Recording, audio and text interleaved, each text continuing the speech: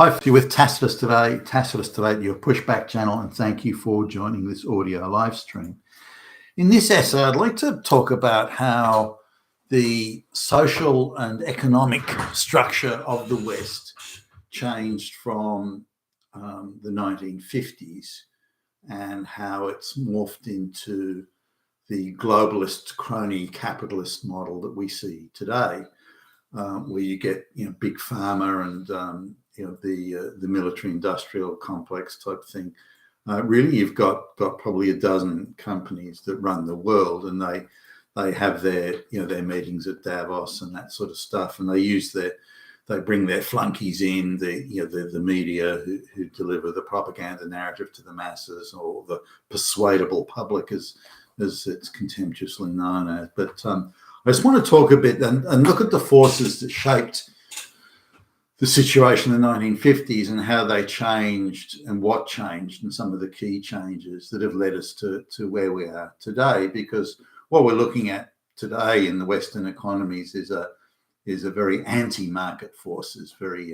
Market forces are barely to be seen. The cost of living is outstripping wage growth by 3 to 1. Why has real estate become so expensive?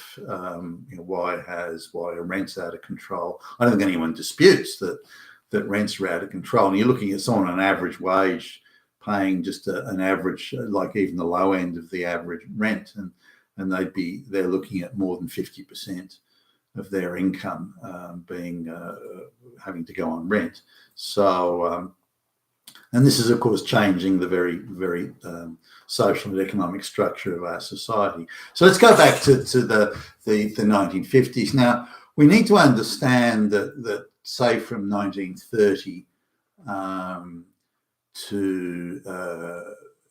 after the Second World War that ended in 1945. So we're talking the Great Depression, which unemployment was between 25 and 30%, and in some cases even 40%. And government expenditures were being tightly controlled. Soup kitchens and bread lines were everywhere. And the United States and Germany and some of the bigger economies of the world were quite hard hit. Britain was relatively unscathed in the overall scheme of things, although that didn't mean that they didn't have a lot of unemployment there. But let's have a look at that, or the effect of that, rather. The Great Depression and then the war caused two things. It caused an increasing government involvement in planning, structuring and organising and directing the resources of an economy, particularly during wartime, when there's a need to conscript large amounts of men to go and fight in the war, serve in the armed forces, and there's a need to direct all the resources of the nation into manufacturing weapons and weapons of war. People are on ration books. They're only allowed to have, so much milk or so many eggs a week, and sugar was in Britain. Sugar was hard to come by for quite some years, during the war. In some cases, people were using one shaving razor blade for 12 months. So these sort of things were how it was for much of Europe and much of the rest of the world at the time. Now, there were countries that benefited during World War II. Argentina was ostensibly neutral, and they had quite a large agricultural industry. Their beef, as an example, and they were able to sell anything they could produce at premium prices, which gave a very artificial boost to the Argentine economy, which they squandered and misused and abused and wasted. That was the Juan Perón and Evita Perón era, and the trade unions becoming very powerful, and they again, Argentina had a great opportunity to become a leading world power, but they frittered that away. As nearly all South American banana republics do. But through the war, adding the Depression together, the Depression was a very pivotal part of it. There was nearly 10 years of very depressed economic activity and large large numbers of unemployed. Then the war, where there was stringent rationing and so on. So after the war, there was a view really all across the Western world. There was a very leftist view, a view that was very sympathetic of the working people, the sacrifices they'd made, the suffering they'd had, and the politicians that were being elected into parliaments, not just in Europe, but in the United States as well, had a number of were quite sympathetic to state intervention to make the lives of the people better, or at least prevent it from getting worse. So, and these were some of the, they were all the corrupt, flunkies that you would normally expect anyway. But there were a lot of people very dedicated to helping and supporting and improving the lives of their fellow citizens. And they all went about these governments with varying degrees of success. But there certainly was this commitment. Part of the commitment was that there would be not a huge disparity between the people on the bottom and the people at the top. So tax rates were set. There was really quite a disincentive for anyone to have a huge salary. So you could have tax rates on the upper income band of 75, 80, 85%, even getting up to 90% on higher incomes. So because of that, because taxes were relatively benign at the lower end, but very high at the upper end, there was no incentive for people to really make high incomes because you pay it all in tax. So why do it? So the difference between someone on the shop floor, the dude pushing the broom or something, and the CEO, the difference, even in quite large organizations, the difference was maybe 5 or 6 times. Certainly in say 1969, I think it was, the person on the shop floor would be paying $3,500 a year, and the CEO was on $20,000 a year. So to give you an idea of the difference there. Now, sure, the CEO had other benefits, like had a company car provided, had an executive dining room with the French, top of the range French chef there, this sort of stuff. So there were other benefits. They had a vacation apartment on the beach that the company provided. So there are other benefits, but the salary difference wasn't great. They didn't receive bonuses on shareholdings and performance bonuses, all this sort of stuff. And this was viewed as a bit of a joke, really, because if you had a performance bonus, the executive crew would always rejig the bonus to artificially make a windfall payment for themselves. But again, as the taxes are so high, there was no point. Similarly, taxes on capital were quite high. So if you made windfall profits on the stock market, or any profits on the stock market, or speculative type investments, which could be in real estate or something else, then the tax on it was quite high. And again, in some cases, say in Britain, for example, the tax on capital accumulation was in excess of, I think it was like 95%. In some cases, it even was as high as 98%. So there was, again, no incentive to play the speculative game of buying and selling property and flipping property, unless you were actually a builder, a legitimate, real McCoy builder. So this affected the way things were. The difference between the richest and the poorest wasn't that it was there. That certainly was a difference. And you'd have wealth inherited. So if people had made money through various means in previous generations, they could then hand that on. But it didn't mean that the people in the current generation had made that money. Now, it kept people within a fairly narrow band of incomes. The difference between the CEO and the guy pushing the broom was like 6-fold in income. I mean, that's insane. Today it's like 150, 200 times difference. So there was if you like, a revisiting of the economics, post-war economics. So where governments were buying up things like national rail networks and banks, this happened in Australia and Britain, around parts of Europe, there was deemed anything that was for the people to be used and was a monopoly, the government should own it, because the government wouldn't screw the people. Whereas if a private business owned a monopoly, then it would screw the citizens, which is what you're seeing today, by the way. So the reasons for protecting the citizens from profit gouging by private companies, I think was reasonable enough, particularly given again the backdrop of the war and the Great Depression. So this was the landscape: government-owned enterprises protecting the people from price gouging and profiteering and so on. Now, you could see sort of in the late 50s things starting to change. There were sectors of the economy that were in competition, but the British Prime Minister, who was politically quite a savvy guy, Harold Macmillan at the time, he was looking at, and he wrote this, he wrote quite extensively about this, that as soon as he at every opportunity, business would gouge the consumer. If they had any sort of market protection, which during the war, of course, they'd had market protections in return for delivering services to the state, they would have some market protection. But they wanted to keep the market protections and keep their monopolies and gouge the consumer, and easy profit. And Harold Macmillan made a point of describing this. He said if he protected these companies, they didn't deliver what they were supposed to do, which was lower prices or better quality goods to the public. They would always find a way of gouging the public, and they always wanted to avoid competition. Then all their lobbying to government was, we don't want to have to compete to make our profits. And his view that the only way to ensure that the consumers weren't screwed, the citizenry weren't screwed, was to make sure there was lots of competition in the market.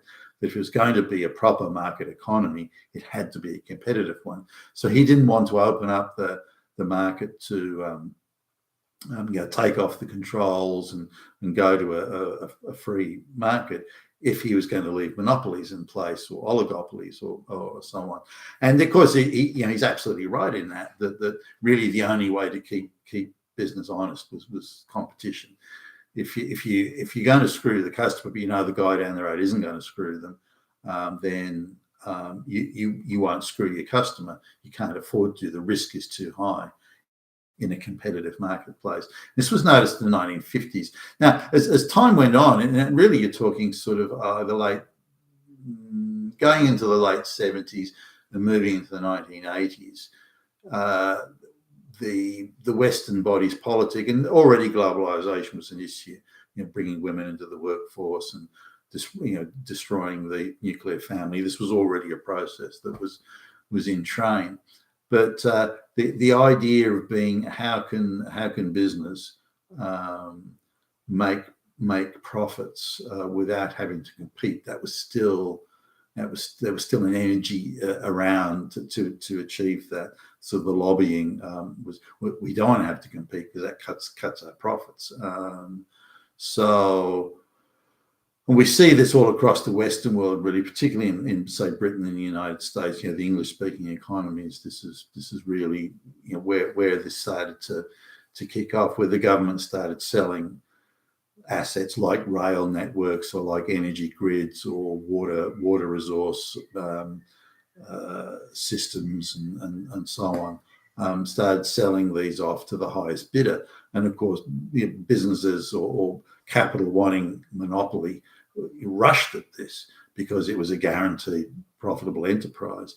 And I noticed, say, in Britain, where the government sold off the rail network, and the price of the rail tickets, when at the time the government owned the rail network, to the time when the private sector brought it up, and the prices then, it was huge. I mean, the prices more than doubled. And he did get a more efficient service, but to get that more efficient service, they fired gazillions of people. But you had a small cluster of executives that were making massive salaries, to which it was a fucking monopoly, for Christ's sake. What can you fuck up in a monopoly?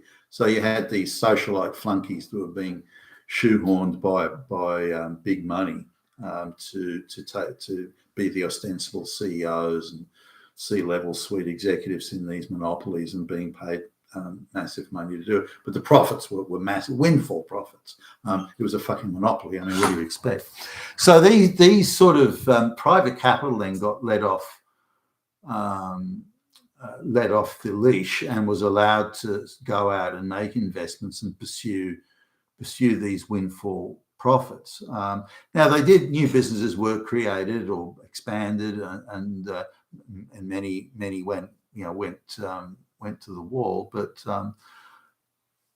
the issue here is that big capital was able to move into areas that it hitherto hadn't been able to get into, or it wasn't worth going into. Similarly, executive roles that were 5 or 6 times the more the prestige of the role it used to be, but were 5 or 6 times different from the shop floor. Suddenly, these salaries went crazy. So looking at the salary of that organisation, Australia, where the CEO is paid $20,000 today, with bonuses, they're paid multi-millions, and yet they face less competition today than they did back in 1969, 1970.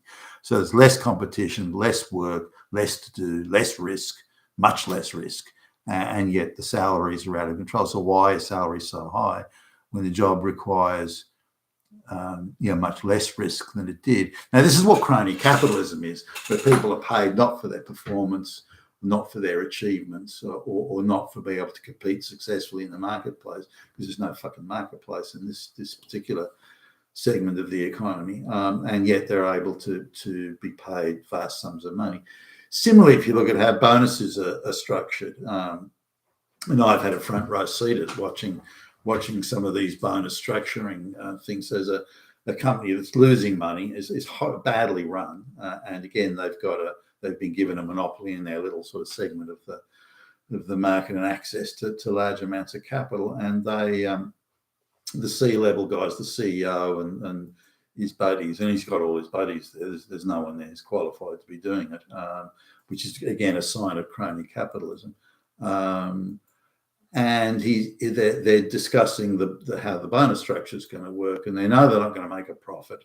They know they're not going to increase sort of sales or something. So they've got no real tangible commercial yardstick to say, well, this is why we're being paid a bonus. And quite apart from they're all fucking useless anyway. But they says, okay, well, let's create one. Let's invent a bonus structure. So we'll say that that if we can shift more boxes this year than we did last year, that will trigger a $10 million bonus for the top level guys. So like, oh yeah, okay, let's sign off on that. So it's very dishonest. They know that this is bullshit. So they just create a separate dummy company, and then they move the boxes from company A to company B, write up an invoice for it, say that's it. We sold more boxes than we did last year. Completely false. And then paid themselves these multi-gazillion dollar bonuses. Now, this is the level of dishonesty that goes on at this executive suite, whether it's rigging share market outcomes or whatever it is. But I want to highlight here that two things occurred. One is big capital moved into all areas of the economy that hadn't previously been in, because the tax rate was changed from 85% on capital to less than 50%, and then with lots of opportunities for various write-offs and things, so they could reduce their effective tax rate to less than 20%. Then the tax rates on the top marginal income were also dropped considerably, from 85% to again sort of circa 50%. So those massive salaries became worthwhile. Now, the people that were big capital, really, there was a shortage of folks that would play the game. It was all a game of musical chairs, monopoly money. It wasn't a game of hard-bitten, high-caliber people that were being moved into these roles. A lot of them straight white males and so on. So they were picking or selecting socialites and bringing them on board. So big capital would go to their socialite buddies that were just working the cocktail party circuit as flunkies and hangers-on and travelers and so on, and say, hey, do you want to be CEO of this company? Pays $20 million a year. Oh yeah, and you have my name in the papers and in the media, and so on. So they were shoehorning these rich socialites into the CEO roles. None of them knew what the fuck they were doing. They'd never been in business or worked a day in their lives. But they were then the willing disciples of big capital, of big money. So they all were looking after each other in a Ponzi scheme of monopoly money and so on. Now, this didn't take long with all this money swishing around for inevitably government, big, these monopolies and oligopolies and cartels, the socialite class, that end of town, to all really merge effectively into one sort of super organism, which is where this is the globalists now who are running the show in the Western world, assuming that all the rest of us are just shit on their shoes peasants. But if you'll notice the transfer of wealth away from really the rest of the populace into the pockets of these people, has any actual new wealth been created since this time? As in a net sense, not debt, not new debt, not the sort of supply chain stuff where everything's double and triple and quadruple counted as it moves around. Not that, but has there been net wealth new created? I would argue there's been no net new wealth created at all over the last 30 years. Sure, there's been increase in debt. I understand that. Sure, there's been offshoring of manufacturing and in a supply chain sense.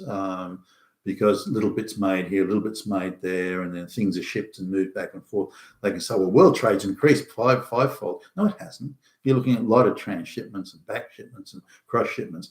That's increased. And if you double count and triple count everything, then sure, you can say that the wealth has increased 5 times, but not. It's just it hasn't. It's just an increasing amount of shipments going around. So I just wanted to sort of highlight that's where the money has gone. The money has been leached away from the rest of the Western population and put in the pockets of these elites that don't earn their money. I mean, they're fucking parasites. In the middle of that, will there be some that are worthwhile or have achieved something in their own right? Well, sure, I guess there's going to be some, but certainly not the ones that are the most vocal for globalization. I don't, in my opinion at least, they've produced, created and delivered nothing. They've just been out and out parasites and leeching the wealth away. And their mechanisms for leeching wealth are things like increase in real estate prices, the increasing in rents, the favors that the cronyism, the favors and the cronyism done between this elite group that look after each other, delivering jobs and windfall profit type business transactions on property, shares in the share market and so on. Here's another one. If a CEO wants to get a $10 million bonus for company X, they can go to the boys on Wall Street and say, look, I've got a bonus that kicks in, but only if the share price hits $50, and it's languishing around $30 now. And the Wall Street boys said, no problem. We can walk the share prices. They control the share. The share prices no longer even remotely represent intrinsic value. They can walk that share price up to $50, hold it there for a day or two, just long enough to trigger the bonus, and then they can let it back down again. But you can see share prices today doubling, tripling even on virtually no trade volumes, or the trade volume is just a churn trading where they buy and sell them back and forth in a churn motion between the two organizations that they own to churn the shares around, to give this impression that there's share market activity there. So they'll walk the share price up to $50 a share. The CEO will get the $10 million bonus and walk away smiling. But in return, these boys want something in return for that. They want their friends, relatives, mistresses employed. There's a politician they want looked after, and they want his son or daughter to be given a very well-paid gig, and so on. And this is where the crony economy comes in, and this is how they've all moved really into one superorganism, which is screwing the rest of us. You're being a Tacitus today, your Pushback channel, and thank you for listening.